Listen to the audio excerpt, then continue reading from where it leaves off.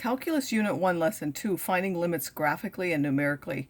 So in this lesson, we want to find limits numerically and graphically, and also identify types of discontinuities that exist. So the informal definition is, if you take the function as x gets closer to the number c from either side, so if I go from the left or I go from the right, then the function has to approach the same number L, and then that will be the limit as x goes to that number c of f of x is equal to that number L. So it has to go to the same number from both the left and the right. So numerically means you're going to construct a value of tables that gets closer to the number you want from both sides. The easiest thing to do is to take away, first take only a thousandth away, and then a hundredth away, and then a tenth away. This one's the farthest away, and then you're getting closer this way, and this one is in the other direction. This one is the closest, this one's the farthest away, so you're getting closer in this direction. And what you're going to look is this approach, does this approach a number, does this approach a number? If they both approach the same number, then there will be a limit L at that, and it has to actually be a number, it can't go off to infinity. And then graphically we're going to make a graph and actually visually look, and then in coming lessons we will look analytically how we use algebraic or calculus steps in order to decide if something has a limit. So now it says estimate the limit as x goes to 0 of the sine of x over x. So you can of course just calculate these values yourself, put minus 0.1 in here and then divide by this, put this in here and divide, or you can use your table function. You can put the sine of x over x in your calculator and the y equals, as I've done here, and then you can set your table. You would like, for example, you can set it at this number and then go up by 0.01 so that it will get these four values, and then you'll have to reset to start at minus 0.01. Otherwise, you're going to get so many extra values.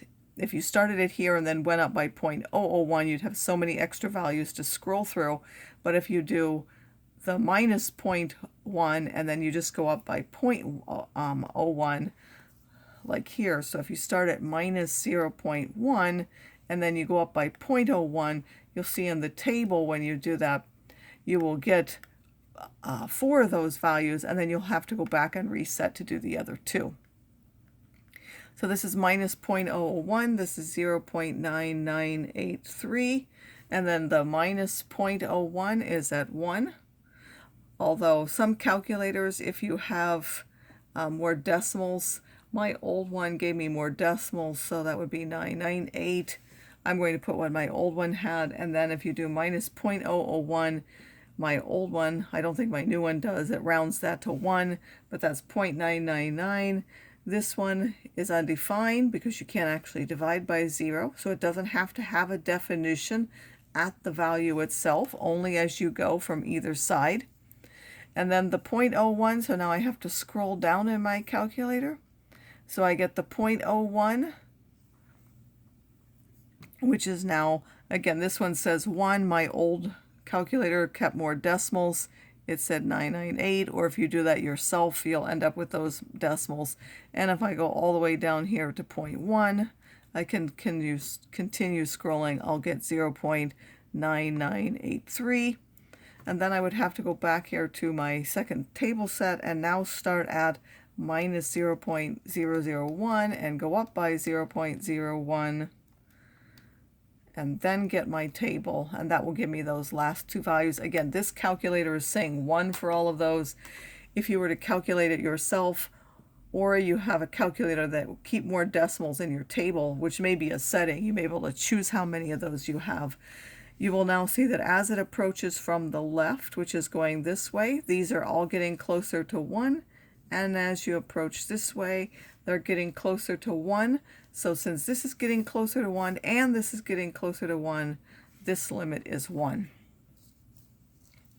Now for these, we have graphs for these. So from the limits from each graph, does it exist, and explain why.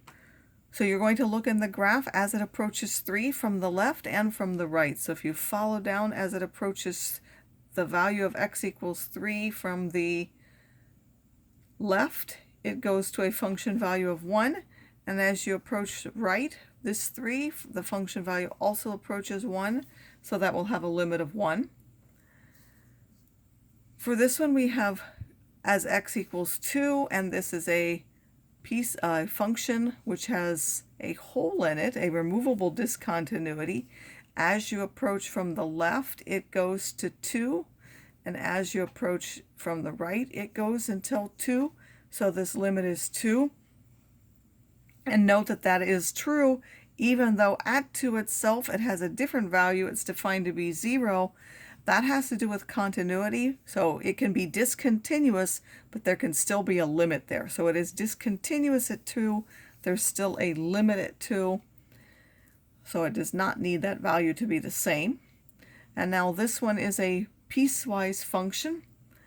We have a graph of it. As we go from the left side and we're trying to get closer to this 2, it has a limit of -1.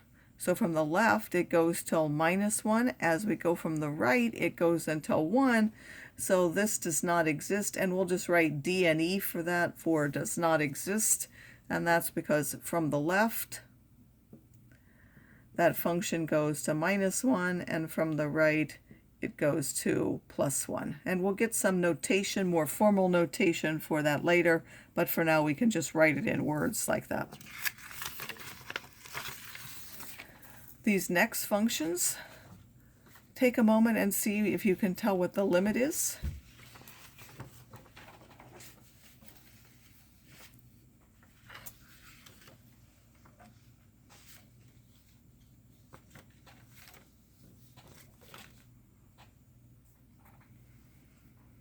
So for this one, as you approach from the left, it's going down to -infinity.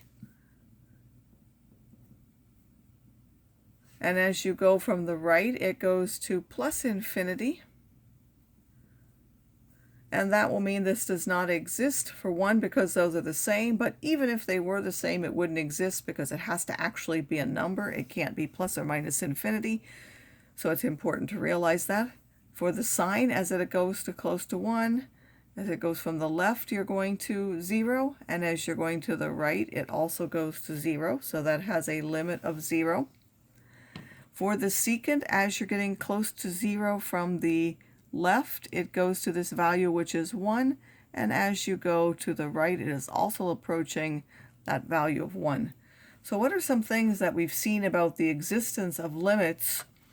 Is that you can have a limit even if the function is undefined at that c, or if it's different from that c. So this limit and the function value do not have to be the same. That's what we saw in that example where there was a hole, such as this one, that the limit and the function value were different. This could have been missing completely, and that would still be true. And that function could just be, there could be just a hole there, and it could still have a limit.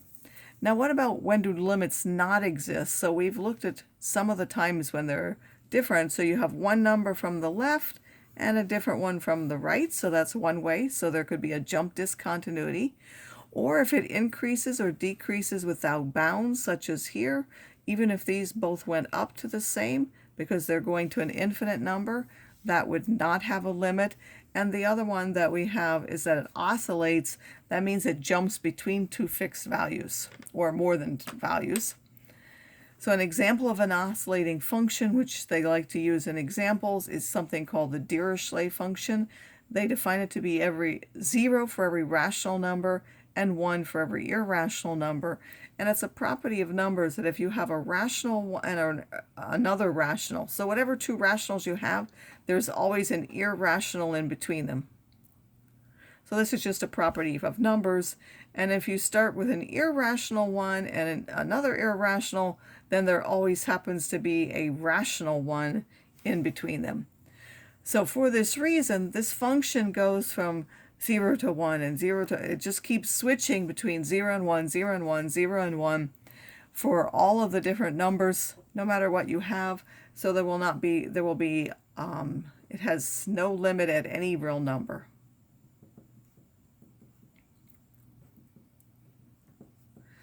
Now we're not going to spend a lot of time with the actual formal definition of a limit. I will explain it and we will do a few examples about it.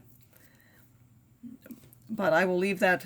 If you take calculus in the university, sometimes university professors do this formal definition and some of them don't, but we will certainly talk about it.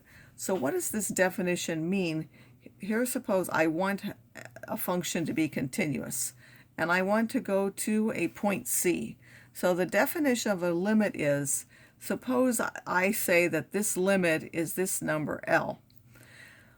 Well, this person is going to put some bound. They're going to go up by some amount, which we're going to call epsilon, and down by some amount. And they're telling me, if I do that, you tell me how close do I have to be to C in order to guarantee that my function value is in between there. So that's what this is telling you, is if someone sets limits on this, they go up by some amount and down by the same amount, then you have to be able to tell them, okay, all you have to do is be this close to C by some amount delta, and then that function value will be guaranteed to be in between there.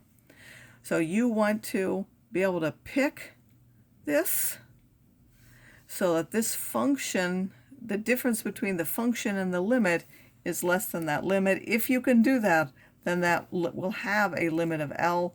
This number delta will be usually defined in terms of epsilon. And one of the things is, because you're getting closer to this number C, you don't have to really look at all real numbers when you do this. You can look at just some small interval, because that's what it's going to be. And sometimes it helps you get an interval for your values, for your epsilon, by limiting to some small interval around C, and that's what we're going to see in this particular example. So it says, prove that the limit as x goes to 2 of x squared minus 3 is 1. So typically you start off and you look at the difference between the function and the limit. We want to show that the limit is 1. So we're going to take the difference between the function and the limit, which is 1, and try to see what we can say about that, and then use what we know about that to decide how small delta has to be, or how we can pick delta so that this will be guaranteed to be less than the number epsilon. So now this is x squared minus 4. That factors into x minus 2 and x plus 2. And the property of absolute values is that when something is multiplied, you can split it up into the two. Now our problem is that if we set this part to be less than delta, we're still left with this part. So we're going to try to do something to guarantee that this part is a certain size, and then we're going to pick this part. So it says, for given epsilon bigger than 0, we want to find a delta bigger than 0. Again, that delta is going to be defined in terms of that epsilon, so that if 0 is less than the absolute value is less than delta, which basically means it's delta away from that number C, in this case 2, that this part right here will be guaranteed to be less than epsilon for x is in some open interval. So now we're going to look at just 1 to 3, and that's going to let us fix something about these values so that we know how to pick our epsilon. In that particular interval, x plus, or for the values x plus 2, we know that in this open interval, if x is between 1 and 2 like that, or 1 and 3, sorry, then if you add 2 to that, that will be in between 3 and 5. So if you just take and add 2 to each of those, you get 3 is less than x plus 2, which is less than 5. And therefore the absolute value of that, well, the biggest it can be is 5 for anything. So if we took any number between 3 and 5, the largest the absolute value is 5, so that's our limit. So now if this is less than 5, if we just let delta be epsilon divided by 5, then the absolute value of x minus 2 less than delta means that the absolute value of x minus 2 is less than 5. So now this is less than, if we're dividing by 5, and this is less than 5, we know if we divide by a bigger number, then it will necessarily be bigger than that divided by the smaller number, right?